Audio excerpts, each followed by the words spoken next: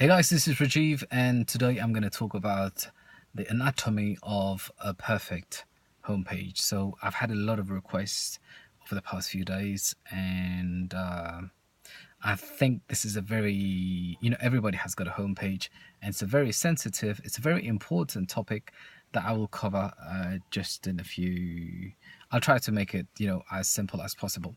So, what you need to know before you start planning your homepage is you need to know what is your primary goal. Is it to get people to buy? Is it to get people to opt in your list?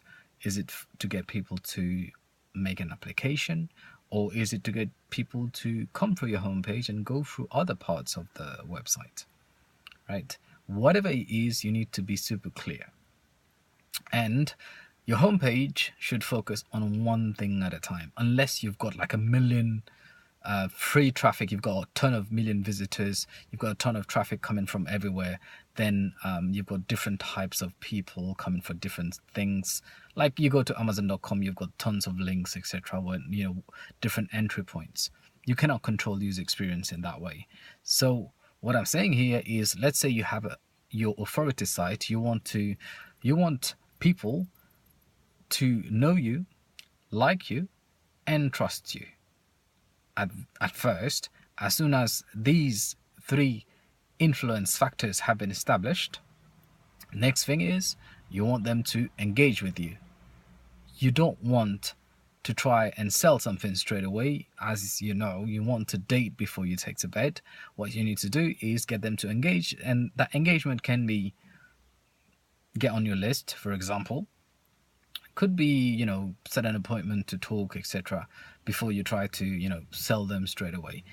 If you're sending people to your sales page through a funnel, that's a totally different story here. Here I'm talking about, you need to understand, you need to know where the user's coming from, and especially we're talking about the homepage here. So people go on the homepage when they already know the URL, or they've heard about it. I don't know.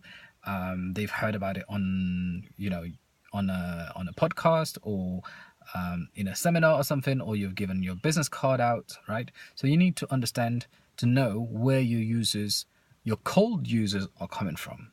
For those who already know you, who have already been pre-sold, who've interacted with your brand before, you don't really need to care about them, because I'm not saying not care about them, but what I'm saying is, you don't need to worry about them too much, because even if you put a blank page, because they have already been pre-sold on the idea, when they come to you, they will engage anyway.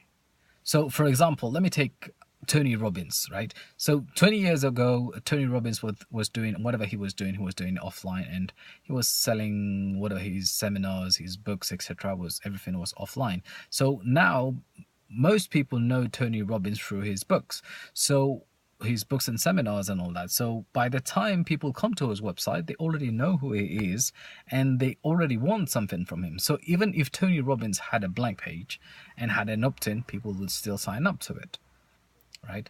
But in your case, you need to think where the people are coming from. If, for example, somebody has liked a blog, read a blog about you, now they want to check you out, they will go to your homepage and see what's on there. So there you need to be able to establish, like I said, first thing is you need to understand what's going on in your prospect's mind.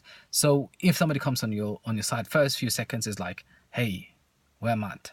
Am I in the right place? Right? Is this right for me? So if, for example, what I'm saying, it could be, if when you go to a shop, you go to an online shop, you're an online shop. You go to Amazon, you're on Amazon, your credit card is out of your pocket and you want to buy something, right? When somebody comes on your website, it's not exactly the same story. Like they've come here to check you out, right? So what you need to have at the top of your website, let's call it in the first row, is your headline. The headline will say, what is the problem that you solve? How do you solve it? And who do you solve it for? It's very simple. If you're thinking you're having trouble, just use that simple formula. What is the problem you solve? How do you solve it? And who do you solve it for? I'll give you an example. For example, I build sales funnels. I build high converting sales funnels for coaches, consultants, and small business owners, right? So this could be my headline. Or I could elaborate, I could say, I build sales funnels for coaches, consultants, and entrepreneurs at an affordable price, for example, right? So this is what this is the premise, this is the headline. So okay, people come on my site, hey, this is what he does, good. So what's next? He's saying he can do that. What about, let me see what other people are saying if he can do that. So the next thing is, they know they're in the right place. Now you want to establish authority, you want to people to trust you and like you. So how do you do that? People will trust you if they see, for example, other people saying that you've done great work. That's why testimonials are there, and that's basically what social proof is. So you say you're great, but if other people are saying you are great, it's even better, right? So that's why we have testimonials. So on the homepage, headline, then you can also use some sort of, I don't know if you've got any sort of qualification, any sort of logos that can get your client, your prospect to relate to a particular industry or to relate to you, where they feel safe, they feel that, hey, I've seen these logos.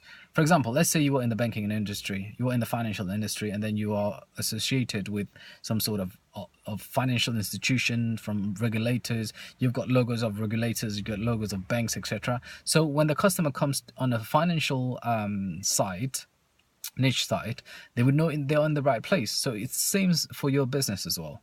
You need to put, I would say, yeah, any sort of signals that gets them to think they are in the right place. So I'll recap. Headline, logos, next.